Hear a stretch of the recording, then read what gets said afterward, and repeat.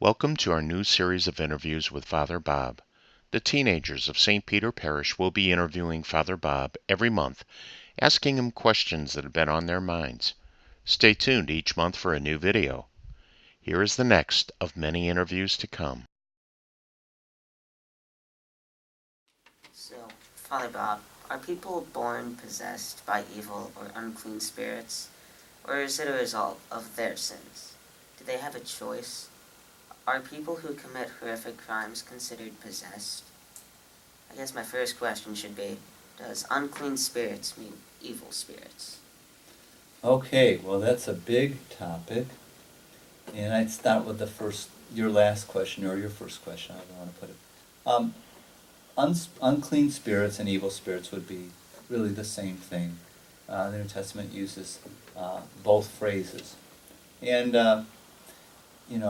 what is an unclean or an evil spirit? Well, we believe that, God created everything and everything good, but there was first rebellion in heaven before there was on earth. And Lucifer, Satan, rebelled against God. Angels went with him, so he has his own kind of angelic kingdom that is all mad at God. And being mad at God, they try to get those who are made in God's image and likeness to turn from God. That's us, people.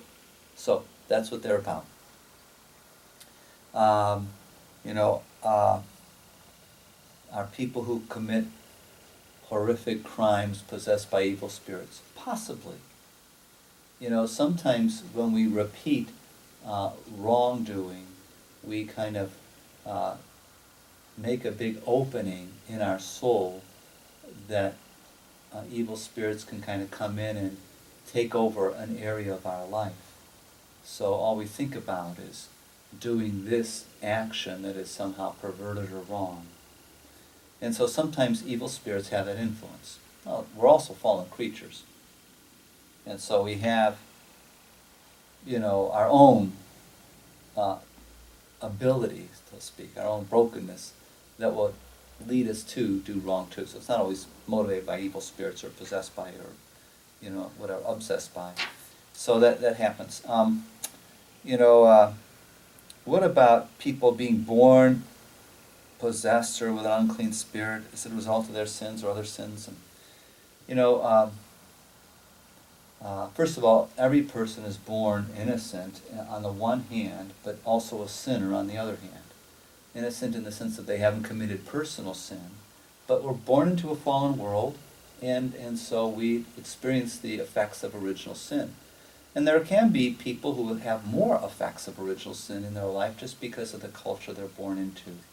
If they're born into a culture that is where people outwardly practice, let's say some form of worship of Satan, or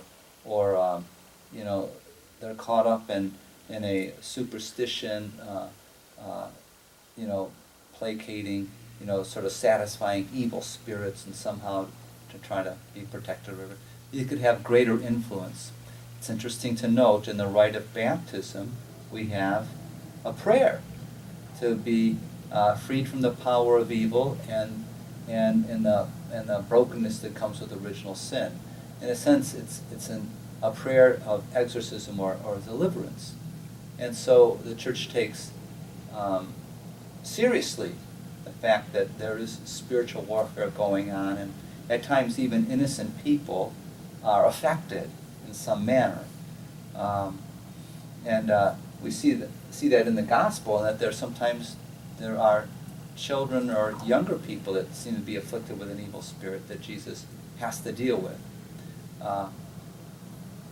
In general, though, thank God, we still live in a culture that has some of the vestiges of Christianity and baptism and things like that. So I think there's less of that in our time. But not to say that it couldn't be come back at another time. So yes, we're the church militant for a reason. We're involved in spiritual warfare. We need the protection of Christ and the living a holy life and the grace of the sacraments to really live truly free. But Jesus is Lord, and every knee shall bow. So we don't have to fear evil spirits. We have to just follow Jesus, and He'll take care of us. Amen? Amen. Okay.